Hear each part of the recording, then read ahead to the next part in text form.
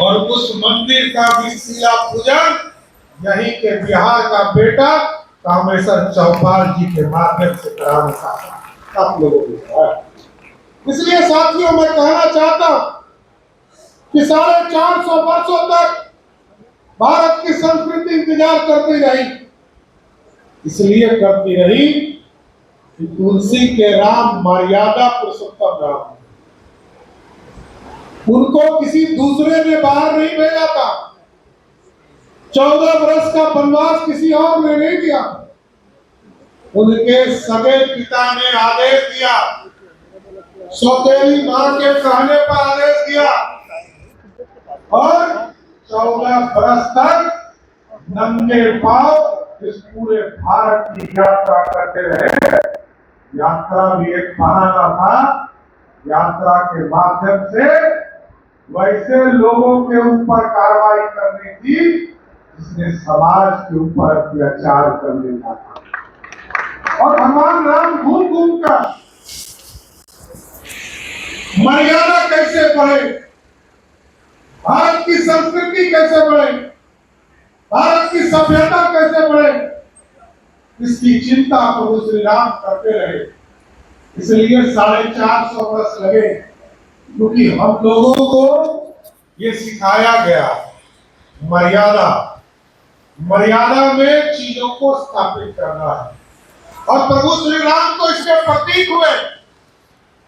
जब उनके पिता ने 14 वर्ष का वनवास दिया, अपनी पत्नी अपने छोटे भाई के साथ 14 वर्ष तक जंगलों में भटकते रहे और भारत की संस्कृति को बढ़ाते रहे।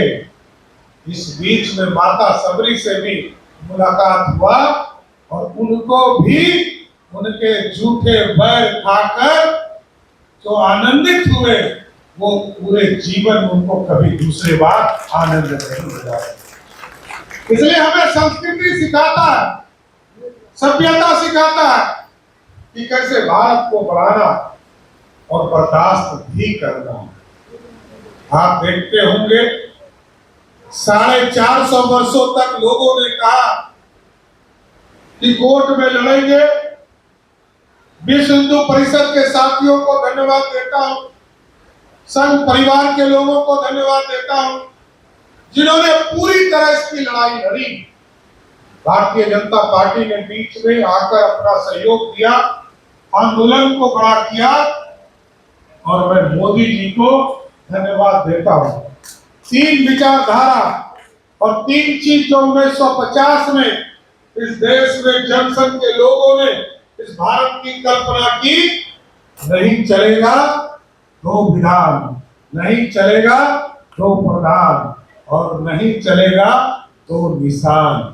इसको समाप्त करने में जरूर 70 वर्ष लगे साथी। कई समझौता भी पार्टियों ने किया, जनता पार्टी में विलय हो गया क्योंकि भारत को बचाना था इमरजेंसी से। भारतीय जनसंघ ने भारतीय जनता पार्टी में विलय जनता पार्टी में विलय करना पसंद किया क्योंकि भारत बचाना था। और दूसरा जो सबसे महत्वपूर्ण था कि तब तक इंतजार किया, गठबंधन हमने किया, विलय हम किए, लेकिन जब आपके आशीर्वाद से 2014 में नरेंद्र मोदी जी की सरकार 282 सीट जीत कर आई और 2019 में दोनों सदनों में हमारे बहुमत पारित हो गए, उसी 370 को उखाड़कर कचरे के ढेर में फेंकने का।